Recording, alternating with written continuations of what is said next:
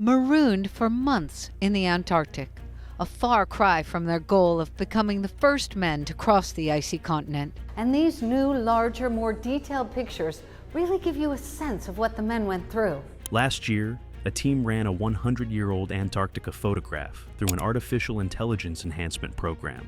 The image had been sitting in archives since 1915. Blurry faces, faded details, a ghost of a moment frozen in time. 30 seconds later, those faces became crystal clear. And that's when the screaming started. Not because of what the AI found, because of what the AI invented. A man appeared wearing a zipper, technology that didn't exist on expedition clothing until decades later. Another held a tool with a rubber grip that wouldn't be manufactured for another 40 years. Scars materialized on faces that historical records confirm were never there. The AI had looked at 28 men who nearly died in the Antarctic ice. Real men with real names, real families, real stories, and it erased them. It replaced them with computer fantasies dressed up to look like truth. This isn't a glitch. This is happening to historical photographs right now, and almost nobody is talking about it. The men in the ice. Let me tell you about the photograph that started everything. It's 1915. A wooden ship called the Endurance sits trapped in Antarctic pack ice. 28 men stand beside it, watching their only way home being slowly crushed by frozen walls that stretch to the horizon in every direction. These aren't anonymous figures. These are real people. Tom Crean, an Irish sailor who'd already survived 2 Antarctic expeditions, who once walked 35 miles alone across the Ross Ice Shelf to save a dying colleague. And Tom had already walked, if you can imagine, 1,500 miles, which, roughly speaking, from where we're talking today now on school, would get you to Moscow. Who would later beg to be included on a suicide mission rather than stay behind where it was safe. Frank Wild, Shackleton's second in command, the man who would keep 22 men alive on a frozen beach for 137 days while help was sought, reading recipes aloud from a salvage cookbook to distract starving men from their hunger. Frank Hurley, the 29-year-old photographer who risked everything to document what no one should have survived, and leading them all, Sir Ernest Shackleton, a man who had been knighted, celebrated, worshipped as a hero across the British Empire, a man who'd come within 97 miles of the South Pole in 1909, a man about to face the greatest test of leadership in exploration history. Here's the catch. They had no idea they were being photographed for posterity. They weren't posing. They weren't performing. They were watching their ship die. The Endurance had left England in August 1914, just as World War I began tearing Europe apart. By January 1915, the ice closed around her like a fist. For months, the crew listened to the sound of their vessel being slowly destroyed, wood cracking in the night, beams bending in ways timber was never meant to bend, the agonized groan of a ship that was never built to withstand this kind of pressure. You have to put into context where Shackleton was coming from. He was desperate to get away. Every single man aboard knew what was happening. They could hear the Endurance dying. Hurley kept shooting anyway. His camera weighed over 20 pounds. He used glass plates instead of film. Each one had to be loaded by hand in complete darkness. If light touched the plate too soon, the image was destroyed. In temperatures that made his fingers go numb within minutes. In Antarctic wind that could blow equipment into the sea. Every single photograph might be his last. That's what made his images so valuable. They weren't posed. They weren't staged. They were stolen moments from a nightmare that was still unfolding. For over a century, those photographs remained exactly as Hurley captured them, blurry, faded, imperfect. Historians studied them obsessively, trying to identify each face, trying to understand what those men were feeling in their final moments of hope. Then someone decided imperfection wasn't good enough, but they had no idea what was about to happen next. The machine wakes up. Think about that for a second. You've got a photograph that's been studied by historians for 100 years. Experts have identified every man in the frame. They know what clothing was available in 1915, what tools the crew carried, what the Endurance looked like down to individual rope knots.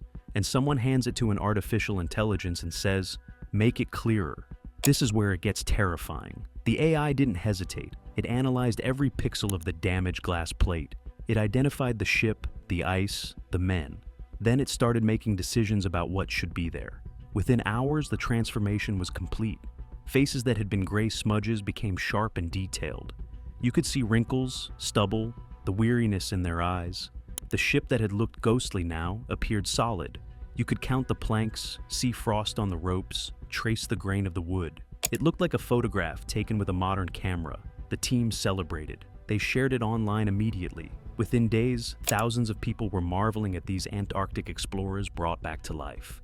And get this, nobody questioned it. Not at first. The image was so sharp, so detailed, so convincing that everyone assumed it was simply the truth revealed. Hidden information finally made visible, a gift from technology to history. But one woman noticed something that made her blood run cold. The zipper that shouldn't exist. Her name was Dr. Sarah Chen, digital preservation specialist at a major university archive, 30 years studying polar exploration photographs. Knew the Shackleton expedition better than most people know their own families. When she examined the AI-enhanced image, her hands started shaking. The man on the far right was wearing a coat with a zipper. She stared at the screen for a full minute without moving. Zippers weren't used on expedition clothing in 1915. The technology existed, barely, but it wasn't common for outdoor gear until the 1930s at the earliest. There is no possible way that man was wearing a zippered coat. The AI had invented it. Dr. Chen kept looking, and she kept finding things that shouldn't exist. One man appeared to be holding a tool that looked like it came from a modern hardware store. Rubber grip, chrome finishing, ergonomic design. That manufacturing process wouldn't be developed for another 40 years. Another man had gained a scar across his face. Dr. Chen had read every diary entry from the expedition, every letter, every medical report. No mention of any facial scar on this crew member. The AI had simply decided he looked better with one. This is where it gets even worse. The ropes on the ship were wrong, too perfect, too clean. Real ropes on a vessel trapped in ice for months would be frozen solid, frayed, covered in salt and grime. These looked like they'd been bought from a marine supply store that morning. And the shadows? One man's shadow fell left, while another's fell right. The sun cannot be in two places at once. The AI didn't understand physics. It didn't care about physics, it just wanted the picture to look good. Worsley was the captain of the ship, but Shackleton was the leader of the expedition, and what the boss said, the boss got. Dr. Chen called an emergency meeting with every archivist and historian she could reach. When she displayed the zipper on screen, the room went silent. One researcher put his head in his hands. Another walked out without saying a word. They had shared this image with thousands of people as historical fact. But the zipper was just the beginning. What the AI did to the faces was something they weren't prepared for. The erased men. If you're starting to question every enhanced photo you've ever trusted, hit subscribe, because what we're about to uncover goes way deeper than one expedition. Here's what most people don't understand about how these AI programs actually work. The artificial intelligence doesn't remember anything. It has no historical knowledge. It has no idea what 1915 looked like. It doesn't know that zippers weren't common yet. It doesn't know that rubber grip tools hadn't been invented. It doesn't know who Tom Crean was, or what he looked like, or why his face matters. The AI was trained on millions of modern photographs, pictures of modern people wearing modern clothes using modern equipment. When it encountered a blurry coat in the Endurance photograph, it didn't ask, "What did Antarctic explorers wear in 1915?" It asked, "What do coats usually look like in all the photos I've seen?" And since most coats in its training data have zippers, it added a zipper. When it saw a blurry hand, it assumed the person must be holding something. So it added a modern tool. When it saw an unclear face, it filled in features based on thousands of contemporary faces it had analyzed. The real Tom Crean, weathered, Irish, 40 years old, with eyes that had seen men die on the ice, might have been replaced with average features from a data set of modern stock photos. Think about that for a second. Tom Crean survived 3 Antarctic expeditions. On Scott's Terra Nova expedition, he walked 35 miles alone across the Ross ice shelf with almost no food to save the life of Lieutenant Edward Evans. He was one of the last men to see Captain Scott alive before the doomed polar party continued to their deaths. On the Endurance expedition, he begged Shackleton to let him join the suicide mission to South Georgia rather than stay safe on Elephant Island with Frank Wild. When Shackleton, Crean, and Captain Frank Worsley finally stumbled into the whaling station at Stromness after crossing the uncharted mountains of South Georgia, they were so filthy and haggard that the station manager, who had entertained them 19 months earlier, didn't recognize them. One of the whalers turned away and cried. They knew what these three men had just accomplished. That was Tom Crean's face. That was his story. That was his triumph. And an algorithm might have erased it and replaced it with a computer's guess. This isn't science fiction. This is happening right now with historical photographs across the world. Google had to pause their entire Gemini AI image generator in 2024 after it started creating historically inaccurate images, showing America's founding fathers as people who couldn't have been there, depicting World War II-era German soldiers in ways that contradicted documented history. The AI didn't understand historical context. It just generated what its training data suggested, without any concern for what was actually true. Same technology, same problem, different photographs. The digital preservation community has a term for this: hallucination. The AI dreams up details that never existed. And because the final image looks so sharp, so professional, so convincingly real, people believe it completely. The cover-up.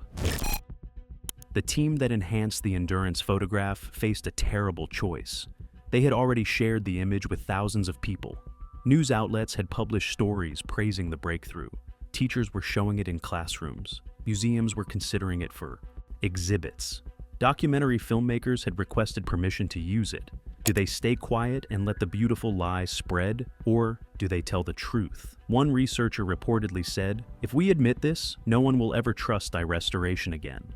Another responded, "If we don't admit this, no one should." They chose truth. They took down the AI-enhanced version from every website they could reach. They sent urgent emails to news organizations asking them to retract their stories. They showed the original blurry photograph side by side with the sharp fake one and pointed out every error: the zipper, the modern tools, the impossible shadows, the invented facial features. But here's what terrified them most. The Endurance photograph is one of the most studied images in polar exploration history. Experts have analyzed it for over a century. They know the name of every single man in the frame. If AI could corrupt an image this well documented, imagine what it's doing to photographs nobody's paying attention to. Right now, as we speak, millions of people are running old family photos through AI enhancement apps. Grandmothers trying to see their own grandmother's face more clearly. Museums updating their collections. Students working on history projects. Most of them have no expert checking the results for accuracy. They see a sharper image and assume it's better. They trust the technology without questioning it. A Civil War photograph might gain buttons that weren't invented until 1920. A Victorian portrait might receive a hairstyle from the wrong decade. Someone's great-grandfather might be given features he never had in life. We could be losing authentic history right now, at this very moment, without even knowing it. The honest blur. Frank Wild, Shackleton's second-in-command, once said something that hits different now. After being rescued from Elephant Island, after 137 days of waiting in freezing conditions, eating penguin and seal, to survive while watching the horizon for a ship that might never come, he was asked what kept him going. His answer: "We knew what was real. They knew the cold was real, the hunger was real, the danger was real, the ice beneath their feet and the wind tearing at their tent was real. And knowing what was real, not pretending, not hoping, not imagining, is what kept them alive." Wild had maintained absolute discipline on that frozen beach. Every morning at dawn, he would roll up his sleeping bag and announce, "Lash up and stow, boy, the boss may come today." He said it every single day for 137 days. He never let the men see doubt. He read them recipes from a salvage cookbook to distract them from starvation. He kept routines going when routines seemed pointless, because he understood something essential: reality matters. Truth matters. What is actually there matters more than what we wish was there. Dr. Chen started teaching a course specifically about the Endurance incident.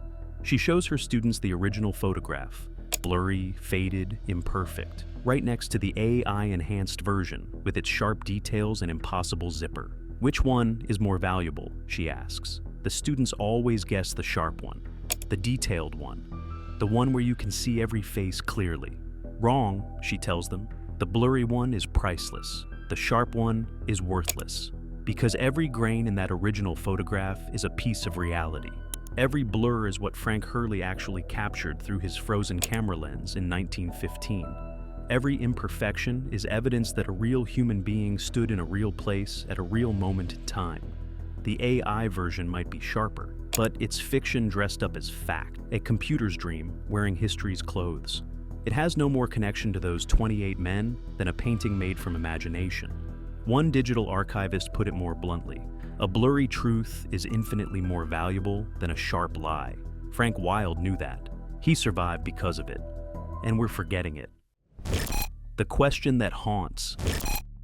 Let me bring you back to where we started, a 100-year-old Antarctica photograph. 28 men standing beside a dying ship. Real people with real names: Shackleton, Wilde, Crean, Hurley, Worsley, McNish, Greenstreet, McElroy, Hussey.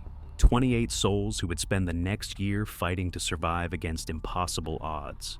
Someone ran that image through an AI enhancement program, expecting a miracle.